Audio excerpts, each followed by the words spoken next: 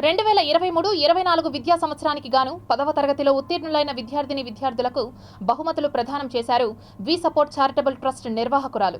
Tirupati Shri Pandit Jawaharlal Nehru municipal corporation హైస్కూల్లో 10వ తరగతిలో ఉత్తీర్ణులైన విద్యార్థులకు ప్రశంసా పత్రాలను, నగదు బహుమతిని అందజేశారు. ఈ కార్యక్రమానికి ముఖ్య అతిథిగా ఆ పాఠశాల జిల్లా ఉపాధ్యాయ శాఖ అధికారి బాలాజీ, హెడ్ మాస్టర్ మునిశేఖర్, మండల ఎడ్యుకేషన్ ఆఫీసర్ భాస్కర్ నాయక్, బండి మధుసూదన్ రెడ్డి, తహసునిసా బేగం తదితరులు పాల్గొని అందజేశారు.